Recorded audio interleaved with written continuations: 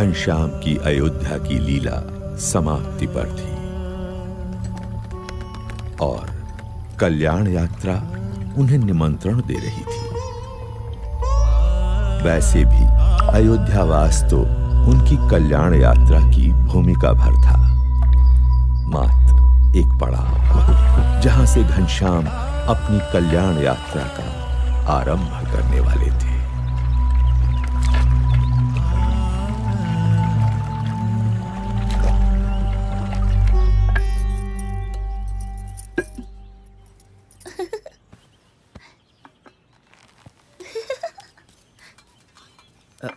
घनश्याम कहाँ है?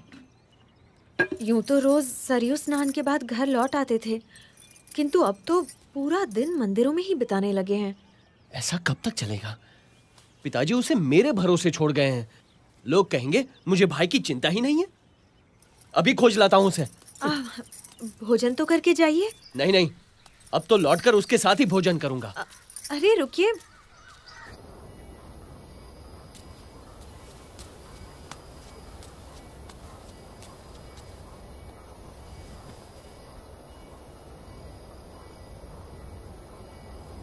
घनश्याम,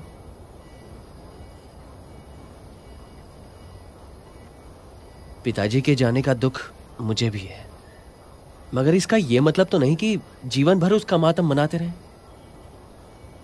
छोड़ो ये उदासी और घर चलो।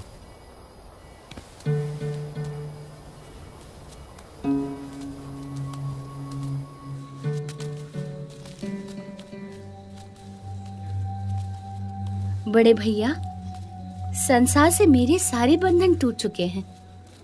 कहीं किसी से भी मेरा लगाव नहीं रहा। माँ और पिताजी ने मुझे पहचान लिया तो उन्हें मुक्ति दे दी। अब जो जो मुझे पहचान लेंगे, मैं उनकी मुक्ति के द्वार खोलूंगा। मेरा जन्म अनंत जीवों की मुक्ति के लिए ही तो हुआ है।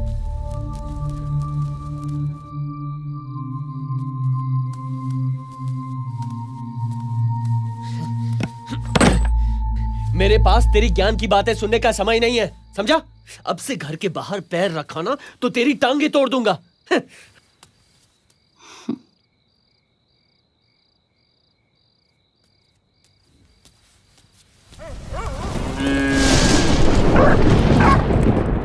घनश्याम पर आप इतनी सख्ती मत कीजिए, वो अपने आप ही ठीक हो जाएगा।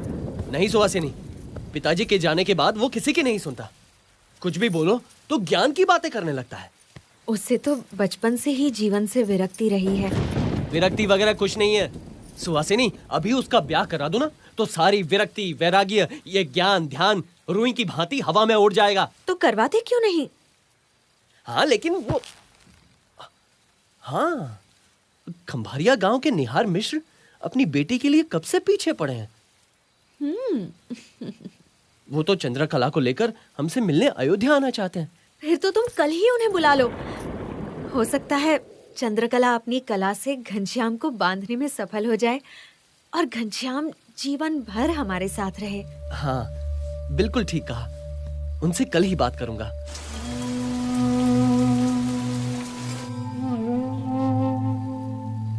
चलो भोजन ले लो, रात बहुत हो गई है। तुम्हारे भैया और इच्छाराम तो भोजन करके कब के सो गए।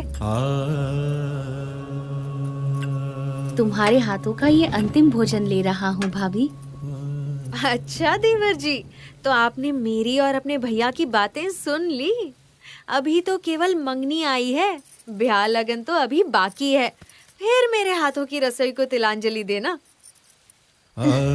सुवासिनी को क्या पता था कि अपनी कल्याण यात्रा के लिए घनश्याम केवल उनकी रसोई को ही नहीं, घर, परिवार, संसार के हर एक सुख को तिलांजलि देने का संकल्प कर चुके थे।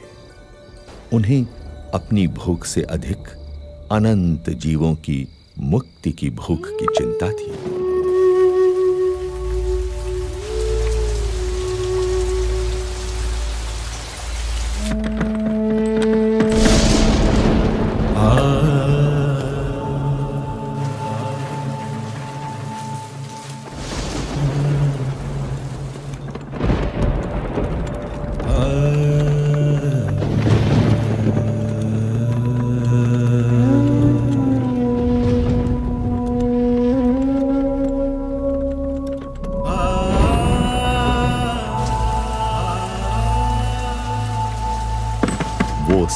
संकट था जो विश्व के इतिहास में कभी कभी ही आता है।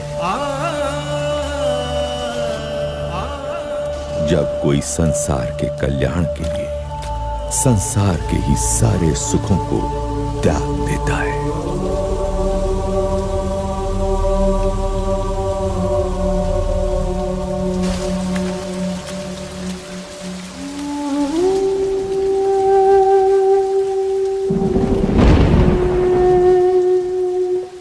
इसी अयोध्या से हजारों वर्ष पूर्व राम निकले थे रावण के अत्याचार से मनुष्यता की मुक्ति के लिए।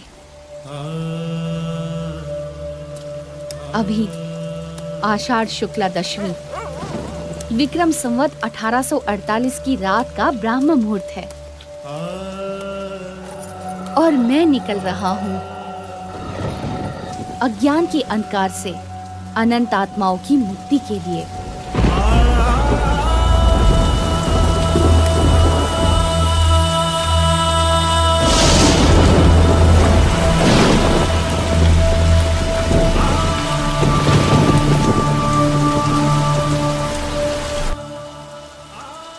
अंधकार में डूबी हुई अयोध्या नगरी के लोग निद्राधीन थे, मनुष्य मात्र की तरह। और सोते हुए मनुष्य मात्र में चेतना जगाकर उन्हें कल्याण के मार्ग पर प्रेरित करने के लिए घनश्याम के चरण बढ़ चले कल्याण यात्रा पर नीलकंठ वर्णी के रूप में।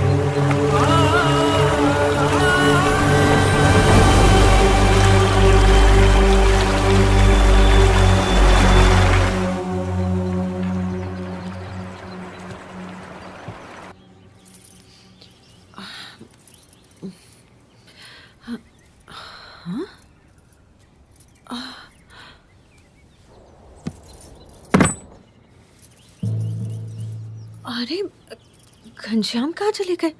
अरे ये क्या, उनकी सारी चीजें भी नहीं है। अब सुनिए घनश्याम कहीं चले गए हैं क्या? कहाँ गया?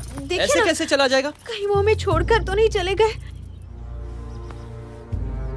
जरा जाकर ढूंढिए ना उन्हें। यहीं कहीं मंदिर में बैठकर कथा सुन रहा होगा या किसी को ज्ञान की बातें सुना रहा होगा।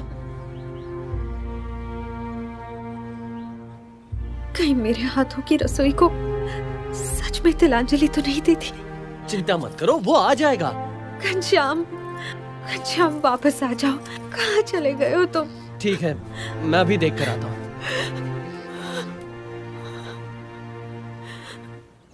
घनश्याम, तो मैंने उनसे घनश्याम,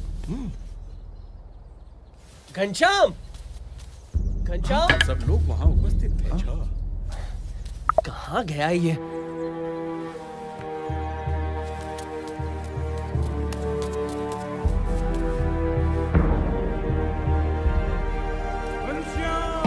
अरे भाई घनश्याम नहीं मिल रहे, चलो वहाँ ढूंढने में मेरी मदद करो। हाँ चलो भाई चलो। पुजारी जी, घनश्याम नहीं मिल रहे हैं, आपने उन्हें देखा? घनश्याम, घनश्याम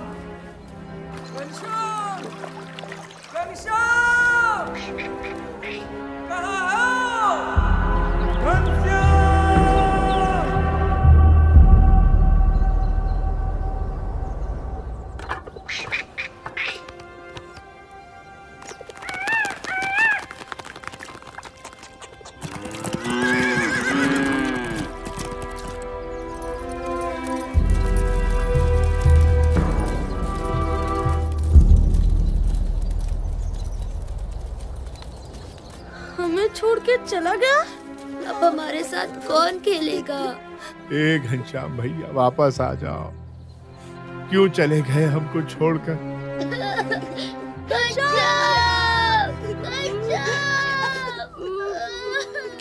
क्या सच में घनश्याम हमें छोड़कर चला गया?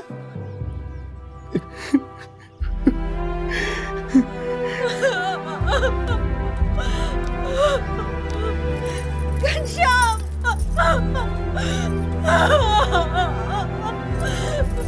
क्यों चले गए हमें छोड़कर?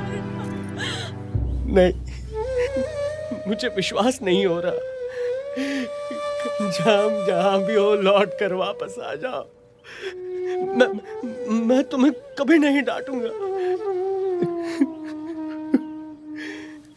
क्यों चले गए हमें छोड़कर?